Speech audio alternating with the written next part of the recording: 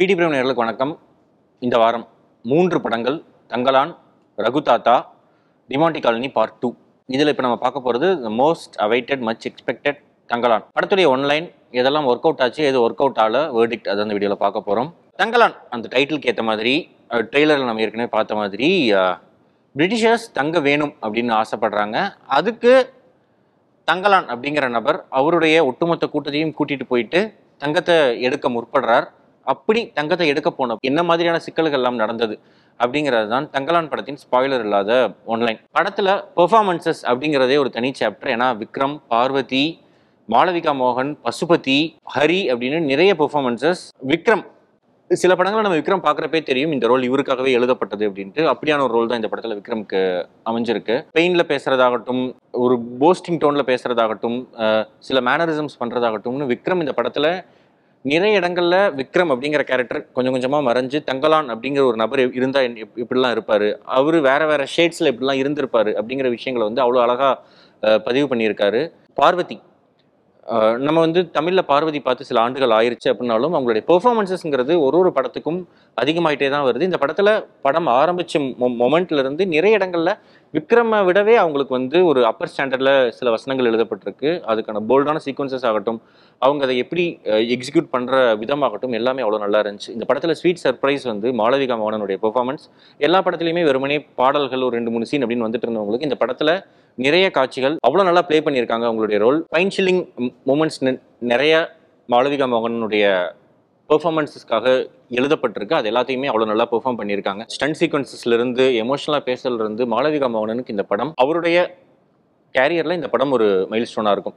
அடுத்து பசுபதி, ஒரு கேமியோ ரோல்னு சொல்ல முடியாது, ஒரு சப்போர்ட்டிங் ஆக்டர் தான். ஆனால் ஒரு கேரக்டர் அப்படின்னு எடுத்துக்கிறோம் அப்படின்னா அந்த கேரக்டருடைய எக்ஸ்ட்ரீமுக்கு போய் அதை வந்து உள்வாங்கி அதை பெர்ஃபார்ம் பண்ணுறது அப்படிங்கிறது பசுபதி இன்னொரு முறை ப்ரூவ் பண்ணியிருக்காரு. அவரால் அதை ரொம்ப கேஷுவலாக பண்ண முடியும் அப்படிங்கிறது. நம்ம அவருடைய காமெடி ரோல்ஸ்னு எடுத்துக்கிறோம் அப்படின்னா மும்பை எக்ஸ்பிரஸ், இதற்கு தானே ஆசைப்பட்ட பாலகுமாரா, அந்த மாதிரி ஒரு 2-3 படங்களில் தான் அந்த காமெடியான ரோல் ஒன்று பண்ணியிருப்பாரு.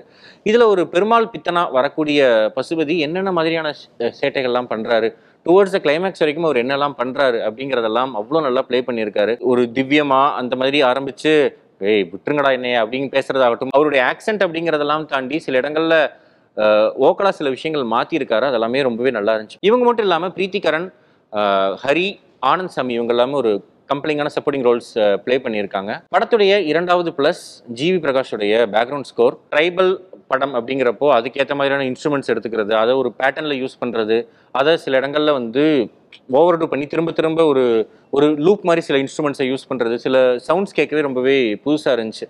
படத்தில் நிறைய காட்சிகளை வந்து எலிவேட் பண்ணி என்கேஜ் பண்ண வச்சதில் வந்து ஜிவி பிரகாஷ்குடைய உழைப்பு அப்படிங்கிறது ரொம்பவே அதிகம். இதுக்கப்புறம் டெக்னிக்கலி வந்து படத்தில் இதுக்கப்புறம் ஸ்ட்ராங்காக சவுண்டாக இருந்த விஷயங்கள் வந்து மூர்த்தியுடைய ஆர்ட் டைரக்ஷன், ஏகன் அண்ட் அனிதாவுடைய காஸ்டியூம்ஸ். ஒரு 18th century படம் அப்படிங்கிறப்போ அந்த மக்களுக்கான காஸ்டியூம், அந்த மக்களுக்கான மேக்கப் அப்படிங்கிறதுல ஆரம்பித்து நாகரிக மக்கள் அவங்களுக்கான ஒரு மேக்கப்ல இருந்து ஆரம்பித்து நிறைய விஷயங்கள் இந்த படத்தில் வந்து மெனக்கெட்டு செஞ்சுருக்காங்க. அதெல்லாமே ரொம்பவே நல்லா இருக்குது. டெக்னிக்கலி படம் இவ்வளோ நல்லா வந்திருக்கிறதுக்கு இன்னும் 2 காரணங்கள். ஸ்டன்னர் சாமுடைய ஸ்டன்ட் கொரியோகிராஃபி, நிறைய சண்டை காட்சிகள், விஎஃப்எக்ஸ் சேர்க்கப்பட்ட சண்டை காட்சிகளாகட்டும், ராவான சண்டை காட்சிகளாகட்டும் அவ்வளோ ராவாவும் ரஸ்டிக்காவும் இருந்தது காரணம் வந்து ஸ்டன்னர் சாமுடைய ஸ்டன்ட் கொரியோகிராஃபி. அதே மாதிரி கிஷோருடைய சினிமாட்டோகிராஃபி, நிறைய இடங்களில் சிங்கிள் லென்ஸில் ஷூட் பண்ணியிருக்காங்க. அந்த ஷாட் எல்லாமே நமக்கு வந்து அவ்வளோ ரியலிஸ்டிக்காக இருக்குது. படம் பார்க்குறப்ப ஒரு தேட்டரில் பார்க்க வேண்டிய மொமெண்ட்ஸ் இந்த படத்தில் நிறையாவே இருக்குது. டவுன் சைடு என்ன அப்படின்னா இந்த படத்துடைய ஸ்கிரிப்ட்.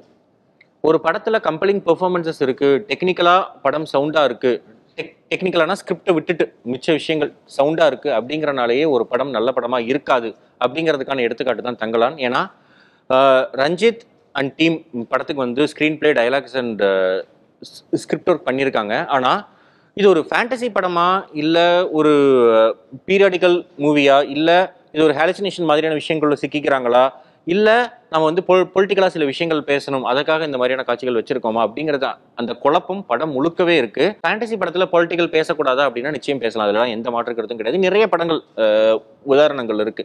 ஆனால் இந்த படம் எல்லாத்துலேயுமே வந்து ஒரு படத்தில் வர்ற மாதிரி இது ஒரு தங்கம் இல்லை, தங்கம் மூலம் பூசப்பட்ட கல்ங்கிற மாதிரி வெறுமனே ஒரு ஜிக்னா டோனில் தான் எல்லாத்தையுமே டீல் பண்ணுறாங்க. அது ஒரு ஹாலுசினேஷனாகவும் கிளியராக இல்லை. இது ஒரு ஃபேண்டசிக்கான கிரியேட்டிவிட்டியாக இருக்குது அப்படின்னா ஃபேண்டசிக்கான கிரியேட்டிவிட்டி வந்து ரொம்ப ட்ரையாகவே இருக்குது. இன்னொரு பக்கம் பொலிட்டிக்கலாக ரொம்ப ஸ்ட்ராங்காக இருக்குது அப்படின்னா வேற பீரியட்ஸ் போகுது. ஆனால் பொலிட்டிக்கலாக அது பேச வேண்டிய விஷயத்த கிளியராக பேசவே இல்லை. அப்போது இந்த மூணுமே இல்லை அப்படிங்கிறப்ப சரி எமோஷனலாக கனெக்ட் ஆகுது அப்படின்னா இந்த மூணுமே வந்து கிளாரிட்டியாக இல்லை, ரொம்ப வேகாக இருக்குது, ரொம்ப ஒப்பேக்காக இருக்குது. அப்படிங்கிறனால மிகப்பெரிய விஷயங்கள் படத்தில் நடக்கிறப்ப கூட நமக்கு அது எமோஷனலாக கனெக்ட் ஆகவே மாட்டேங்குது. ஆக ஒரு ரைட்டிங்கில் கிளாரிட்டி இல்லை அப்படிங்கிறனாலேயே வந்து இந்த படம் அதனுடைய இத்தனை பெர்ஃபார்மன்ஸஸ் விக்ரமில் ஆரம்பித்து இத்தனை பேருடைய பெர்ஃபார்மன்ஸ் எல்லாம் தாண்டி இந்த படம் டவுன் சைட் போகிறக்கான காரணம் poor writing and poor execution on ஸ்டேஜ்னு தான் சொல்ல முடியும். ஏன்னா ரொம்ப ஒரு கன்ஃபியூஸ்டு ஸ்டேட்டில் தான் ஒட்டுமொத்த படமும் இருக்குது. இன்னொரு பக்கம் சிங் சவுண்ட், லைவ் சவுண்ட் இது எல்லாமே ரொம்பவே ஒரு முக்கியமான விஷயம் தான். ஒரு சினிமாவில் நம்ம நிறைய படங்களில் பார்த்துருக்கோம், விருமாண்டியில் ஆரம்பித்து நிறைய படங்களில் லைவ் சவுண்ட் யூஸ் பண்ணியிருக்காங்க. ஆனால் ஒரு படத்துக்கு அது தேவையா, இந்த படத்துக்கு அது செட் ஆகுமா அப்படிலாம் யோசிச்சிருக்கலாம். அந்த படத்தில் முதல் பாதியில் நிறைய வசனங்கள் கிளியராகவே இல்லை, நிறைய வார்த்தைகள் வந்து புரியலே இல்லை, கிளியராக கேட்கவே இல்லை. மொத்தத்தில் இந்த வாரம் வந்த படங்களில் தங்கலான் வெறுமனே தங்க முலாம் பூசப்பட்ட ஒரு கல் அப்படிங்கிற ஃபீல் தான் இருக்குது. Vikram, Malavika, Parvathy performances, background score, டெக்னிக்கலாக ஒரு படம் இப்படிலாம் எடுக்க முடியுமா அப்படிங்கிற ஃபேக்டருக்காகவும் பார்க்கணும்னு நினைக்கிறவங்க தாராளமாக அந்த படம் பார்க்கலாம். நன்றி.